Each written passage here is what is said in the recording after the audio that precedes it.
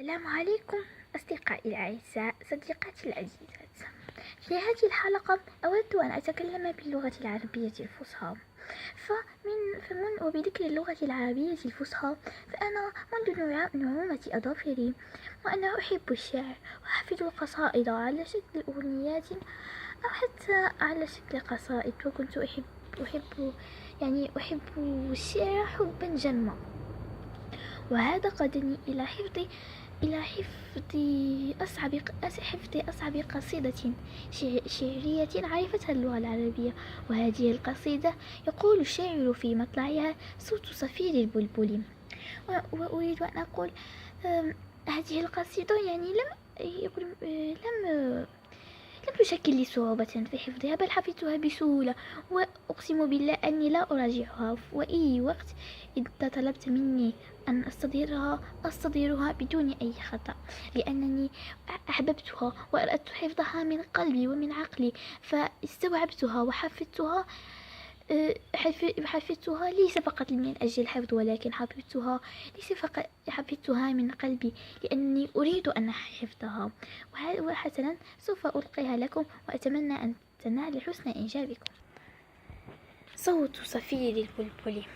صوت صفير البلبل هيج قلبي التمل، الماء والزهر معا مع زهر لحظ المقل، وأنت يا سيد لي وسيدي وموللي، فكم تيمني غزيل عقيقلي، قطفته من وجنة من لسم ورد الخجل، فقال لا لا لا لا, لا وقد غدا مهرولي، الخود مالت طربا من فعل هذا الرجل، فولولت وولولت وولولت ولي ولي يا ويللي، فقلت لا تولولي وبين اللؤلؤ لي، قالت له حين كدا: انهض وجد بالمقل،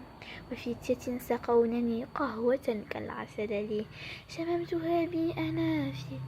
أسكى من القرنفل، في وسط بستان حلي بالزهر والسرور لي، والعود دندن دن لي، والطبل طبطب لي، طبطب طبطب طبطب طبطب لي، والصقر سقزق لي، والرقص قد طاب إلي،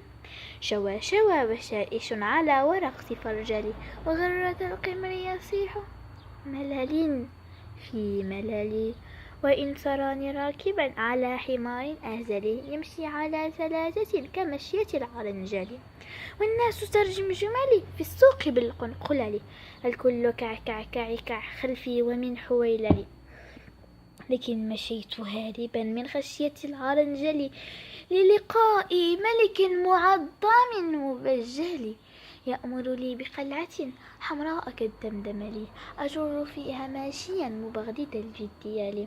أنا الأديب الألماعي من أرض حي الموصل، نظمت قطع زخرفة يعجز عنها الأذابل، أقول في مطلعها: صوت صفير بلبل. هذه القصيدة للأديب الأصمعي، وإن أردتم قصتها سوف تجدونها على الإنترنت أو على موقع اليوتيوب، وأتمنى أن تكون نالت حسن إعجابكم، وشكرا، وأتمنى منكم حفظها.